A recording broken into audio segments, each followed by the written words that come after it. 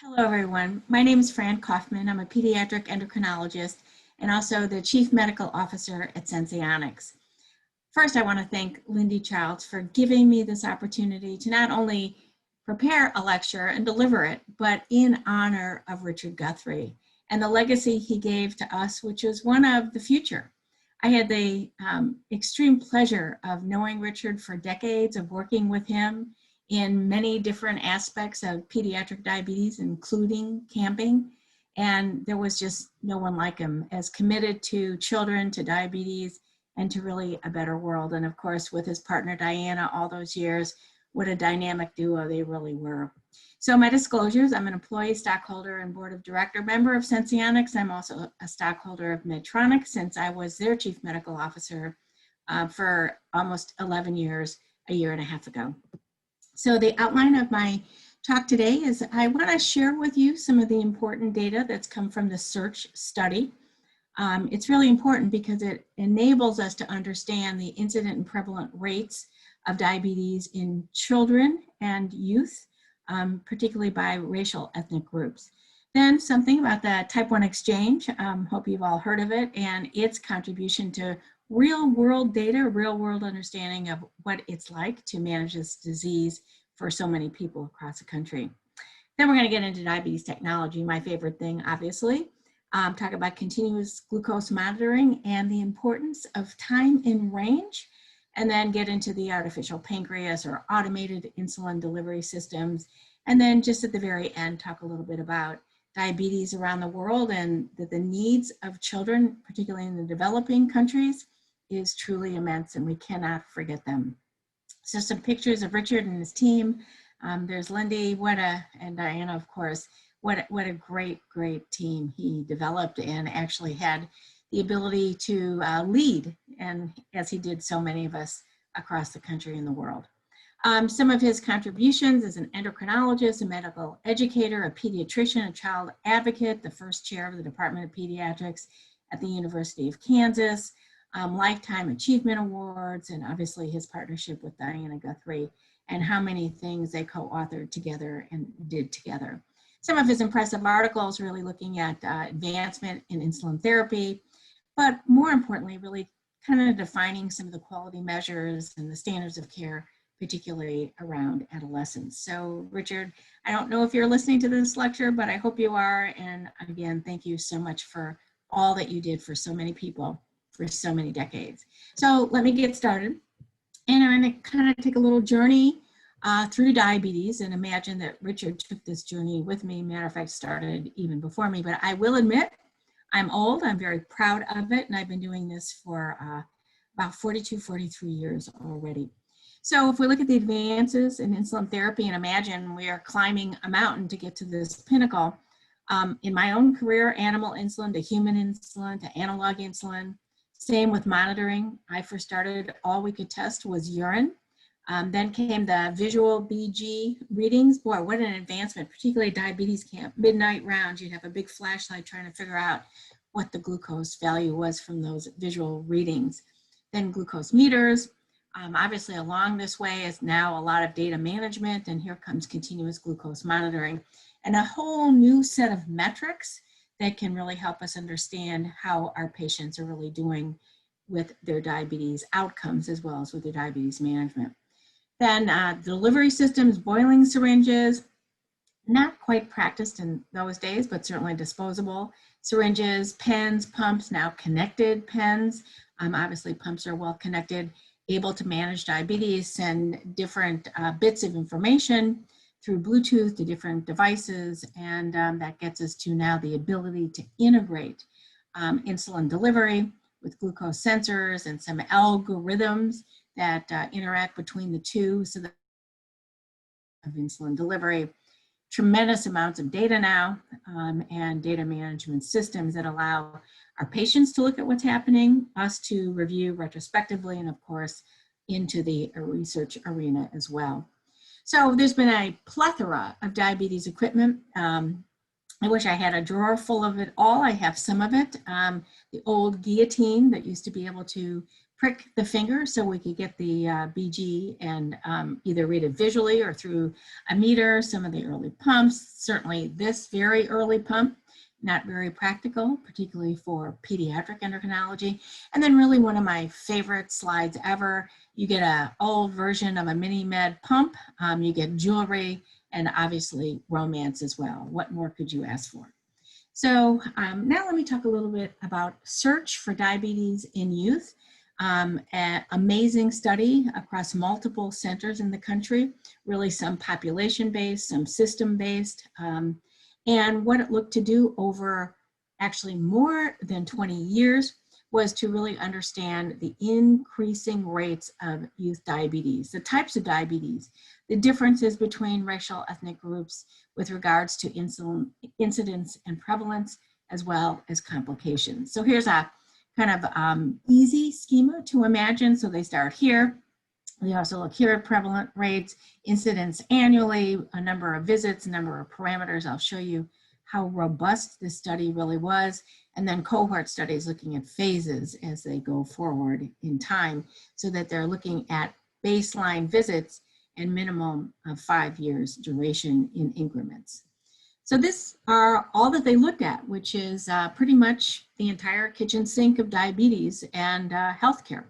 So they looked at the burden of diabetes by prevalence and incidence, and by race, ethnicity, as well as by age, adiposity, clinical, biochemical, and genetic findings, obviously looking at glycemic control, genetics behind it, beta cell function, types of diabetes, CVD risk factors, developmental origins, behavioral factors, nutrition, some of my favorites, sugar sweetened beverages, which honestly should be banned from the universe if possible, quality of life, acute complications, prevalence of DKA, risk factors and early complications, quality of care, something I think we all need to focus on as we're kind of getting into the era of perhaps systemic racism and social determinants of health. Is quality of care equal across ages, across geographies, and particularly across racial ethnic groups? And segues in, of course, to the built environment.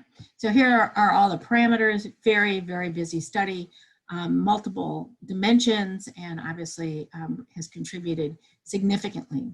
So what's one of the, I think, main contributions is really enabling us to have a schema to determine what kind of diabetes is present, particularly in youth, but across the entire pediatric age spectrum.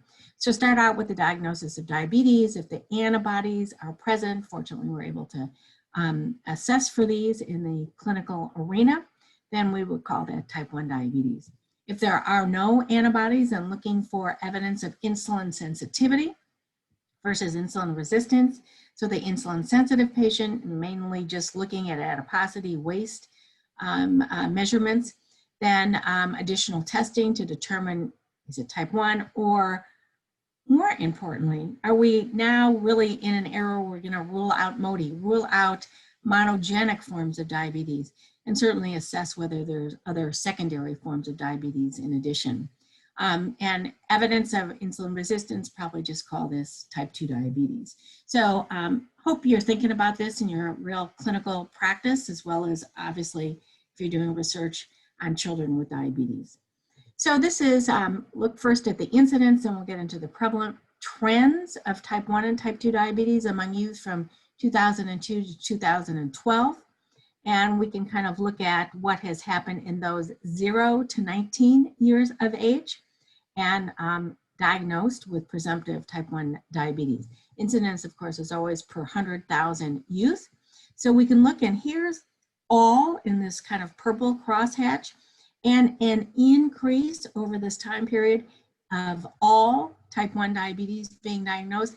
Mainly driven up here is the higher incident rates for those with ethnicity of non-Hispanic whites.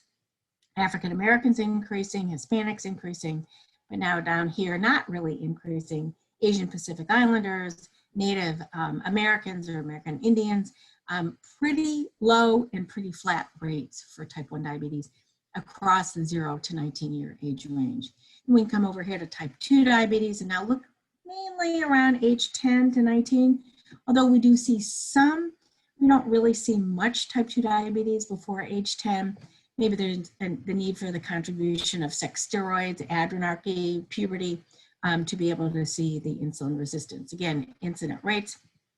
Now, some of them a little bit lower than the type 1 arena. And here's this all in this purple, increasing, you could see over time.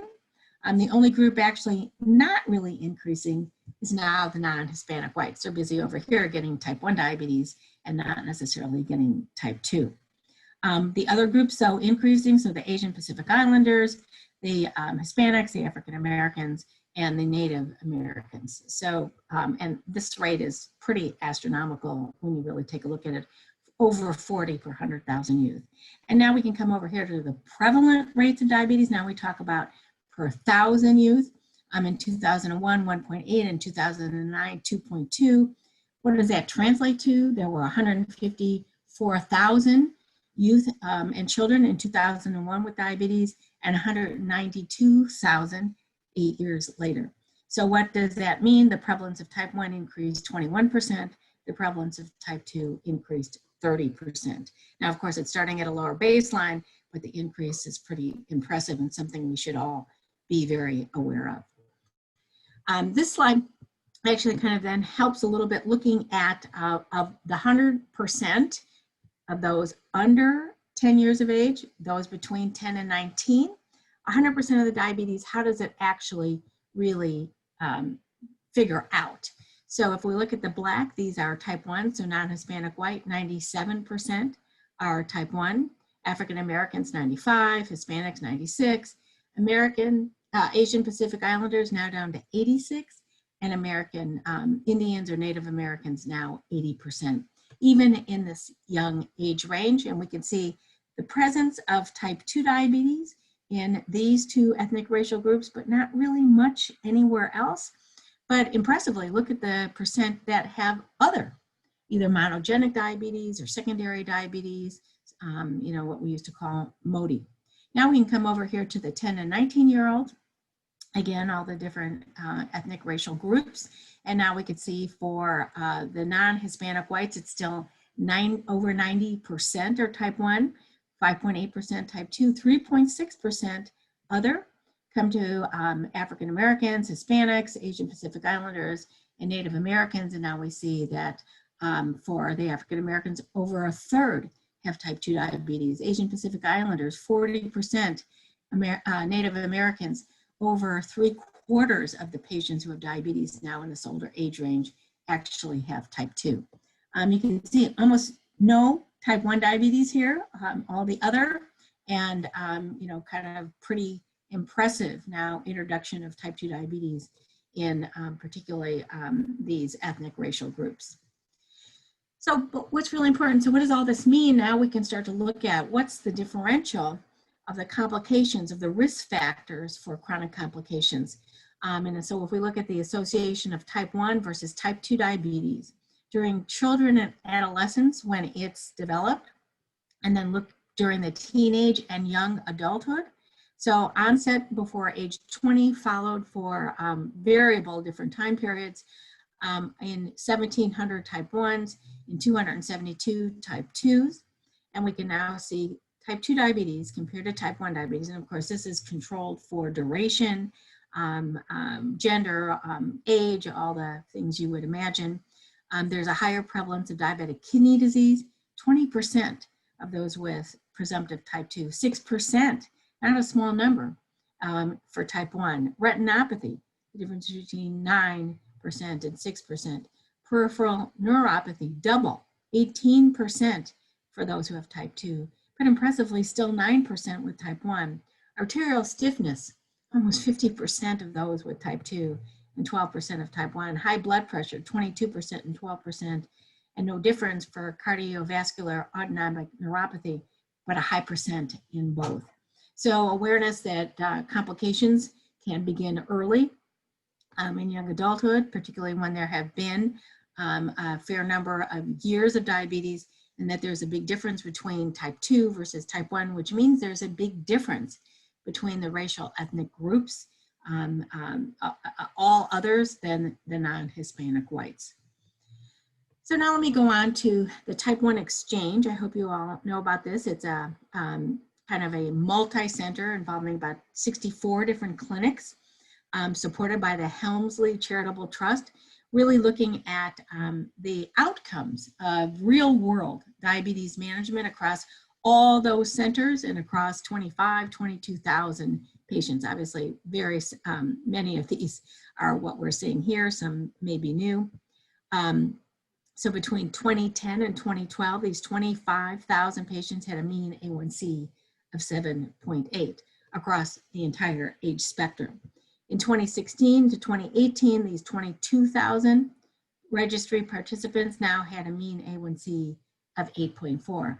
Boy, time going by, more innovation has happened in that time period, those 6 years. And what have we seen is actually no improvement in A1C as really the penultimate measure of diabetes glycemia, as well as risk for diabetes complications. What does all this due to? Predominantly accounted for by adolescents and young adults, and we can see it over here. So here's age by age, here's mean A1C.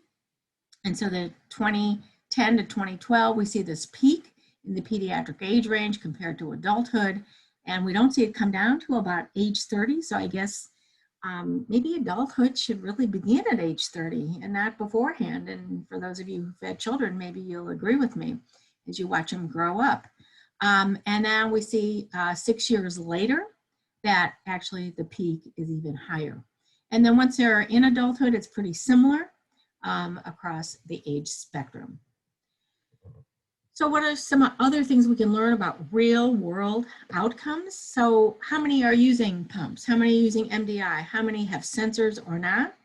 Obviously not randomizing. This is just what happens. So one could argue if you have a pump, maybe you're a little bit of a different patient. Maybe you have greater access, greater affordability, even inside these same clinics.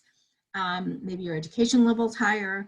But what, regardless, is the outcome. So here's the less than 13-year-olds, 13 to 26, greater than 26, so we'll call these all adults.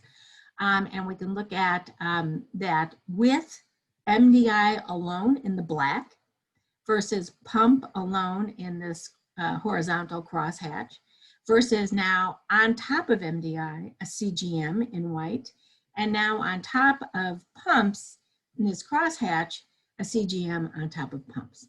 So what do we see? That the highest A1C is the MDI, and that holds true across the age buckets. The next highest is pump alone, holds true across the age buckets. And then you add CGM. In this, you add it either to MDI or to pump. You get a reduction in A1C, but maybe it's not very much different, which means this drop was greater, perhaps, than that. If one could imagine it's the same patients, but it's not, right? So it's just looking at the differences. Now we get to these adolescents and young adults, the highest A1C for MDI alone, pump alone. Now we add CGM onto the MDI, not quite as much differential. And then we add CGM onto the pump and not quite as much differential either. And now we come to the adults. Obviously the whole A1C framework is lower. We see the difference between MDI and pump, and now add CGM, not much difference between whether you add it to MDI or you add it to pump therapy. So technology seems to improve A1C means across the age buckets, or at least those, I suppose the best way to say it is those who have technology do better. Now, whether it's due to technology or other factors, it's unclear. So, but looking at short-term outcomes, so severe hypoglycemia and DKA self-reported from the prior 3 months in 2016 to 2018, 6% had had a seizure or loss of consciousness due to severe hypoglycemia. 5% in those less than 18, 10% in those greater than 50. So certainly concern about severe hypoglycemia in the older adults. Insulin pump use associated with lower frequency of severe hypoglycemia. CGM trended toward a lower frequency, but not statistically significant. Perhaps the CGM was overprescribed for those who had had severe hypoglycemia already. So the frequency of severe hypoglycemia not associated any longer with the A1C level. High blood sugar not protective of severe hypoglycemia. And then we can look here at DKA. 3% had DKA in the prior 3 months. Highest frequency in those less than 26. Insulin pump use associated with less DKA. CGM associated with less DKA, and higher A1C more likely to have DKA is something I think we've all known for quite some time. So now let me move on to the technology itself. Here's the 4 available CGM systems that are approved in the United States. And what does CGM do for us? I'm sure you all know. So if all I had was my SMBG and I saw these 4 rectangles, I'd say, boy, I'm doing pretty good. I got my glucose values pretty much in the target range. But if I put that CGM, I'd say, boy, I'm missing hyperglycemia. Maybe after each one of my meals, I'm missing hypo. Maybe I'm over-treating some of those meals, or particularly at night, and I'm missing that as well. So what are the advantages of CGM? I think we all know. I can look at the glucose value every 5 minutes for the most part, depending on one CGM a little less frequent. I can get a trend of what's happened to the glucose over the last 3 hours, 6 hours, 9 hours, 12 hours. I can get arrows that show me the directional change the glucose is going in, and maybe I need to compensate for those arrows. And then I can get alarms and alerts. So even with the flash technology now, alerts are available in addition. So a lot to be gleaned from CGM, therefore a lot of reason for most of us to promote the use of that technology for our patients. And we can see the increase again from the type 1 exchange from 2010 to 2016 time period. So in these 6 years went from 7% to 30%. Now the pediatric population using it pretty much the most, and then in the older age range as well. So what does it give us in addition to all those kind of in the moment values that our patients can look at to make therapy decisions? It gives us a set of glucometrics that can really help us determine whether our therapy is optimized, whether our patient behaviors are perhaps in need of further discussion and support, and in something that we can look retrospectively on over 2 weeks, a month, 3 months, a year, however we may like it. But what we get is we get something beyond the A1C. And why do we need that? Because here's the many faces of the 7% A1C. So patient 1 over here, kind of going up and down, has very little time in the target range of 70 to 180, a lot of time in hypo and a lot of time in hyper. Patient 2, more time in the target range, but still in excess of hyper and hypoglycemia, versus patient 1, again, all with the same A1C of 7, now 100% of the time in the target range.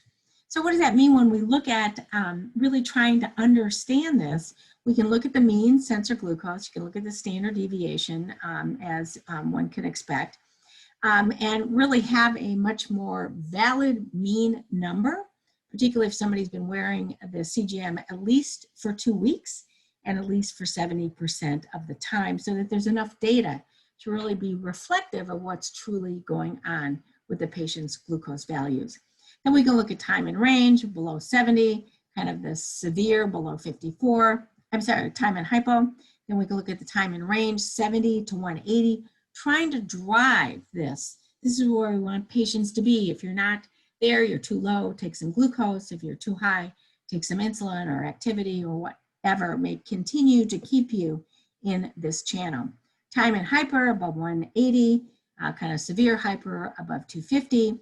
We can also calculate something called the glucose management indicator, or GMI, an estimation of the A1C, particularly valuable now in the time of COVID, in the time of telehealth, which I don't think is going to go away for many patients who didn't want to risk getting an A1C. We can look through their CGM data, get this GMI, and kind of get a ballpark of where they actually might be as far as their diabetes outcomes are concerned. Glycemic variability, the standard deviation, by the coefficient of variation, which corrects the SD for the mean glucose. And then, of course, not at all mitigating these important events, right? Severe hypoglycemia and DKA as clinical diagnoses that would hopefully enable us to make some changes in therapy if they had occurred. So if we go on now, of course, once we get all this glucometrics, we need an international consensus on how should we interpret them? What should be our goals? And this is exactly what happened. So the international consensus on time in range. So for the bulk of the type 1 patients and those type 2 on intensive insulin therapy, we want that time in range, that 70 to 180 to be greater than 70% of the time. And when we talk about time, 1% is actually equal to 14 minutes, rounded up to 15 just to make it easier. Sorry. So then we can say how much time in low, below 7, we want less than 4, which is an hour. We're still allowing an hour of hypoglycemia. Less than 1 is 15 minutes. So, and then we come up here and we look at the time above, 25% above 180, not more than 5% above 250 for older patients. You know, I take offense for that term older sometimes. High risk type 1 or type 2, meaning they've likely had some severe event, particularly hypoglycemia. Cut them a break, reduce the hypo, and as a result, you have to increase the hyper. Pregnancy, obviously, very little hyperglycemia we want for the type 1 pregnancy and almost none for the gestational or type 2 pregnancy. What's missing here? Children. Are we going to assume that they all belong here when we know that we actually had to, or we did modify their A1C target rather than being 7, as it is for adults? For children, we had to be 7.5. Can we really expect them to be 70% of the time? Or do we need to actually look at that? And I think when we see some of the data I'm going to show you later on, they're not 70% of the time, even with closed loop systems. So now we can go on and we can look at different time periods, you know, lots of ways to look at this. Time in range, this is time in range over time periods of the day, 4-hour time periods. Here's the beginning of wearing a sensor, the very beginning. Here's 7 months later, a reduction in A1C. Here we can see a lot of nocturnal hypoglycemia and a lot of daytime hyperglycemia, as well as some hypos, and pretty much eliminated the nocturnal hypo, got rid of that postprandial hyperglycemia for the most part, and that's what's making the A1C better. So if I just looked at 6.9, I might not know. I still have some issues here, maybe still some issues here. So the 6.9 plus this time in range really reflects for me what I have to concentrate on with my patients. Another big advance, and it seems trivial, but there is now a single way to report this data across all the companies. In addition, they're reporting lots of other data the way they want, but this AGP report kind of makes us able to look at a common form across all the different ones. So here's the time period, 14 days, a good amount. CGM active, 70%. We need that at least to know we have enough data to be able to really opine. Average glucose, the GMI, 7%, coefficient of variation, these measures of glycemic variability, which you can see here as well. So the sensor overlay, the median, the 25th to 75th, the 10th to 90th, and then individual days. But now up here, which really should be looked at, shown to the patient so they can really kind of integrate what this means. 50% time in range, 6% low, 4% very low, that's way too much. High, still too much, very high. Even though these numbers look pretty good, this isn't where we want our patients to be. We can see this dip still at night. We can see this high during the day, and still lots of work to do, consideration of changing whatever might need to be changed to make this better. So now let's get on to the automation of insulin delivery, taking this whole thing one step further. So it's a continuous glucose sensor, it's a pump, it's an algorithm, and you know, essentially the CGM data tells through the algorithm, the pump, how much particularly basal insulin delivery. We're just now getting to the point of a little bit of micro bolusing with one of the systems. Another system will have it very soon as well. So we already have the Medtronic system out there. The next generation is coming soon that will have some microbolusing. The Tandem system with Dexcom allowing for some microbolusing. We're waiting very patiently for the Insulet system as well as Beta Bionics. And in the midst of all this is do-it-yourself system, where you can go online, get some software, download it, and do it yourself, and essentially get a pump, hack into it, get a CGM, and be able to manage as many patients across the world are doing in this do-it-yourself technology. So where does that leave us? So, let's get way past MDI, past sensors and pumps not integrated, to now the first integration, the first allowing by the FDA of the sensor glucose data to drive basal insulin delivery, and of course, suspending it for the first step. And what did it do? It suspended it at a set threshold that you and your patients determined was too low. And as a result, it already got to that threshold, but it mitigated the amount of time spent in hypoglycemia. Once that was done, the predictive low glucose management systems came into play. Why wait till you're already low? Anticipate when you might get there and stop in advance. And now not just mitigating hypoglycemia, but preventing hypoglycemia. But these two are just about stopping insulin delivery. What we really have gone to now is a hybrid closed loop system that automates all basal insulin delivery through the algorithm and through the data derived from the CGM. Big advance, and now also getting some automatic kind of mini bolusing. What we're really looking for is the full closed loop, not this hybrid system, where it will do everything and you won't need to announce a meal. Obviously, in this hybrid, the patient has got to tell the device how much it's going to eat. It's got a set carb ratio. It hits a button. The device gives the amount for that carb ingestion, maybe also including some protein in that calculation. And the full closed loop will be when that is done automatically. So I do want to show you that we have two systems available that are approved by the FDA. The first was the Medtronic system, and I was at Medtronic and was very involved in getting this approved, studied, and out to patients in a box that could be delivered to their home. So we looked at the 14 to 75-year-olds first, and the older children, and now finally the very young children.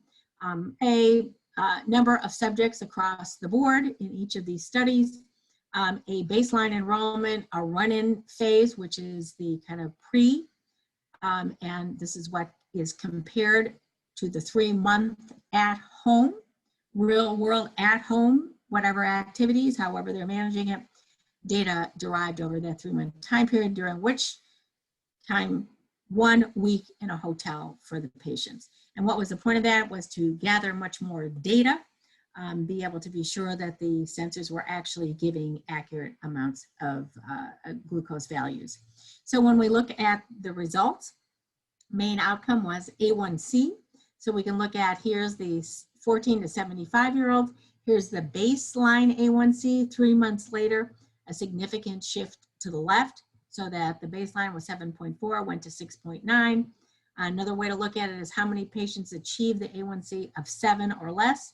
At baseline, it was 38, and at the end of the 3 months, it was 62.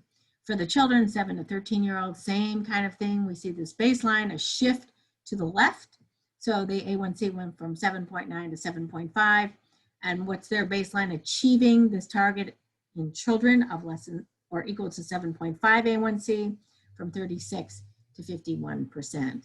And now we can add in these very little ones, the 2 to 6-year-olds, their baseline from 8 to 7.5, and we can see again the same contribution of, from about 34%, 32% to 52% achieving the target range. So, and during this, no severe hypoglycemia, no DKA. So really an excellent outcome, that the automation of basal insulin delivery, allowing for when it needs to go up and when it needs to go down or go down to 0, is a better way to manage diabetes than fixed basal rates, either through MDI or through conventional insulin pump therapy. Another way to look at the data is here's all the patients, adults, adolescents, the 7 to 13-year-olds. Here is midnight to midnight. Here is the mean glucose value. The gray is the 2-week run-in period.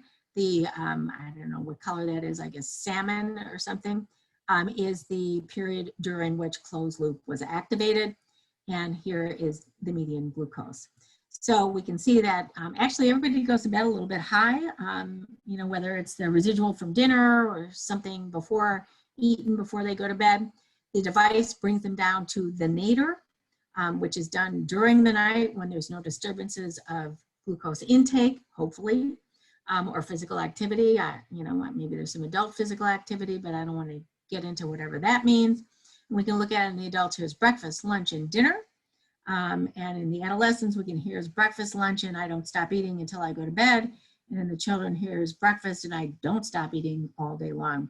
Mainly because we actually do have a fair number of them take snacks. You know, the growing children need more food. So you can see that the nadir, again, is pretty much across the board. The device does extremely well when there's no food or activity. But all in all, a tightening of glycemic variability and better glycemic outcome. So just to show you how are you able to look at this, this is the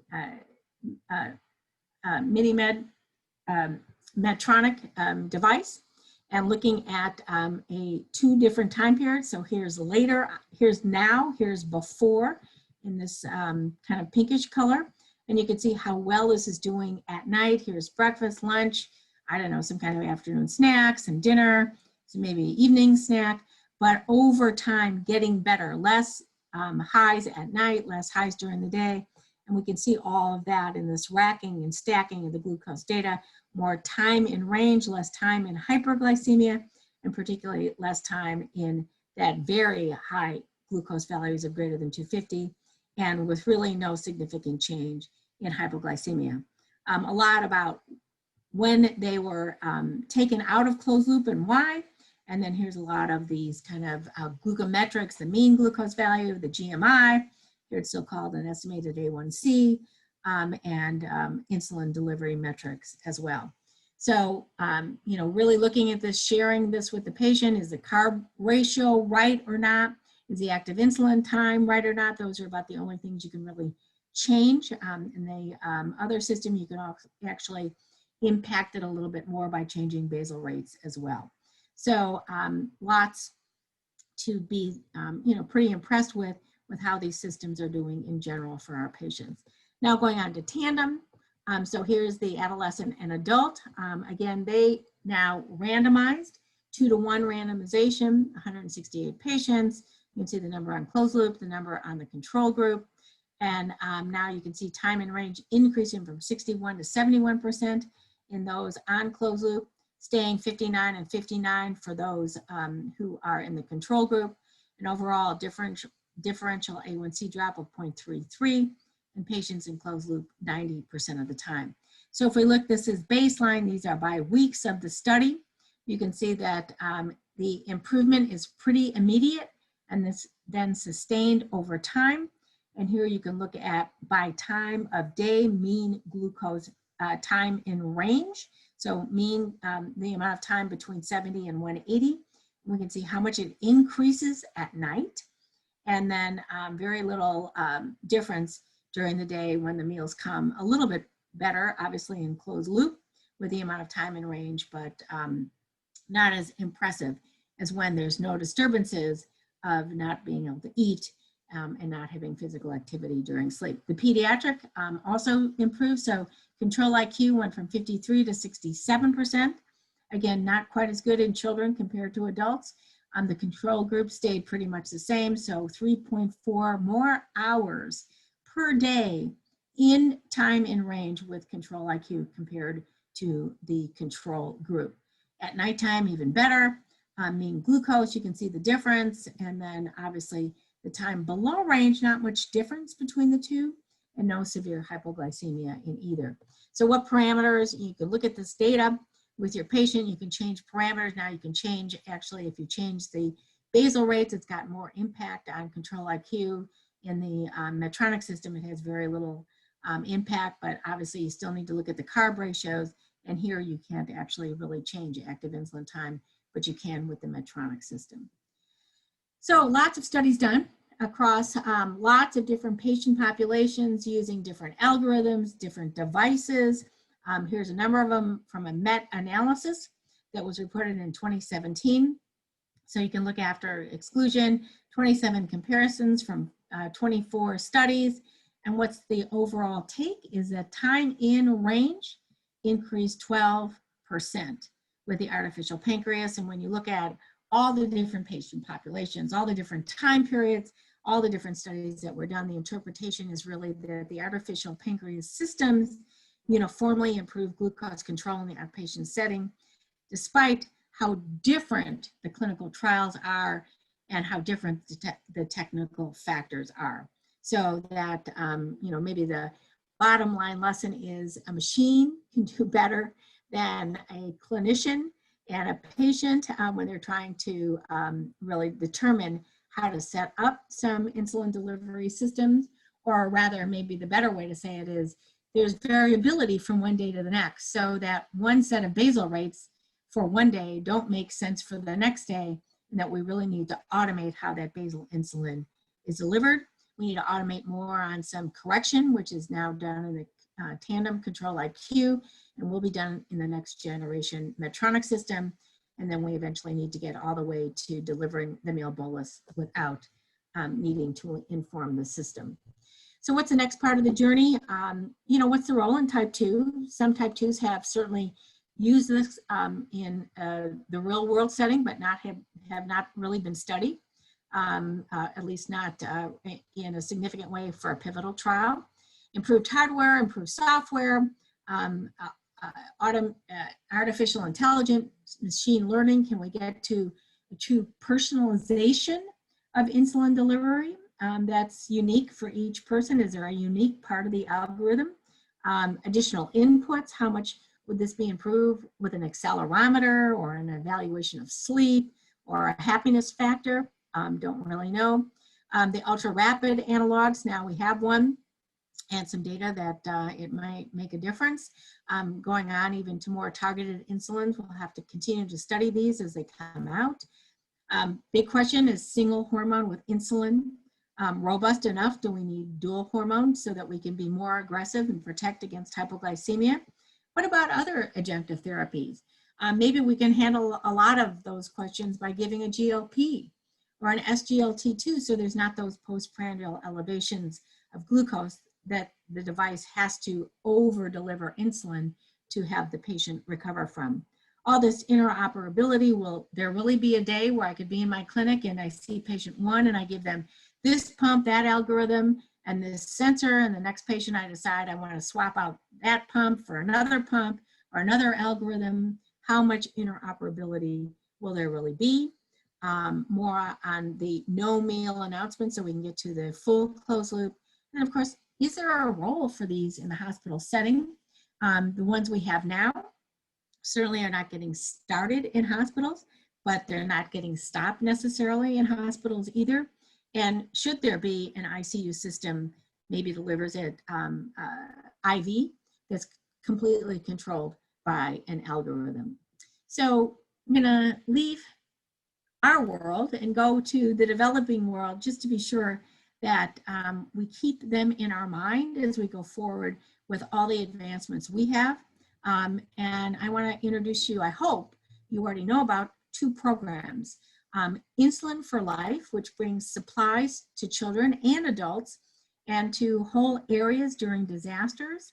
And Life for a Child, which is an international program that registers children to be able to get them advanced care and treatment. So let me go back to Insulin for Life. So this is run by Carol Atkinson, Mark Atkinson's wife and son, an amazing group that have gotten supplies, some from the industry partners, some from just patients who realize I'm not going to need these extra bottles of insulin. They can send them to Insulin for Life, and they will go out to the developing world or out to a disaster area as needed. And when they go out to the developing world, they go to a lot of patients who are supported, a lot of children who are supported by the Life for a Child program, as well as others.